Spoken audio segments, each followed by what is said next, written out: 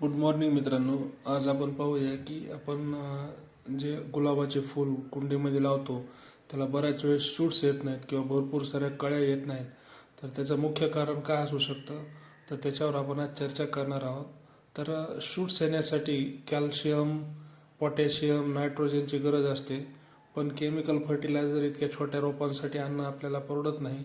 त्याच्यासाठी आपण घरगुती काही उपाय करून त्याच्यावर असंख्य शूट्स आणि कळ्या आणू शकतो.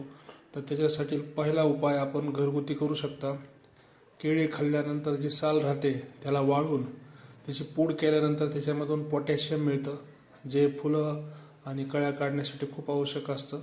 त्याचबरोबर अंडे खाल्ल्यानंतर उरलेलं जे टरकल असतं ते वाळवून त्याची पूड करणं, त्याच्यामध्ये कॅल्शियम असतं, ज्याच्यामध्ये वाढ झालेल्या बड हे गळत नाही किंवा फुलांच्या कळ्या गळत नाही.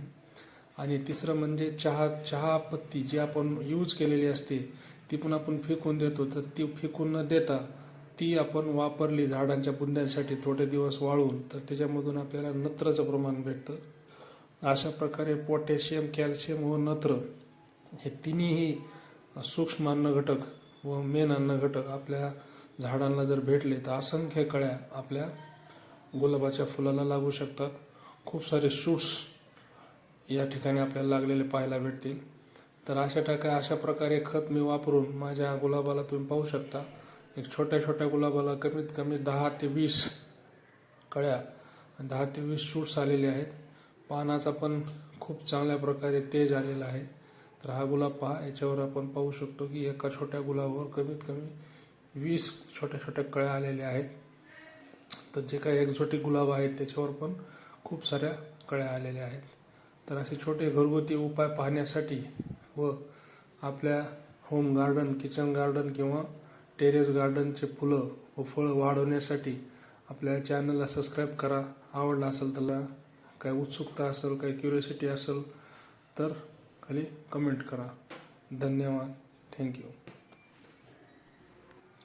पाहू शकता हा जो रिझल्ट आहे हा फवारणी केल्यानंतर 7 दिवसांनी आलेला आहे. तर आपण 15 दिवसाच्या किंवा 7 दिवसामध्ये एक, असे 15 दिवसातून 2 वेळेस फवारणी पण करू शकता किंवा बुंद्याला तो आपण जे कॅल्शियम, पोटॅशियमची पावडर आहे ती टाकू शकता. फवारणीमध्ये मी फक्त नीम ऑइल वापरलेला आहे व बुंद्यामध्ये ती पावडर टाकलेली आहे. त्यानुसार हा जो रिझल्ट आहे तो अप्रतिम रिझल्ट आज भेटलेला आहे.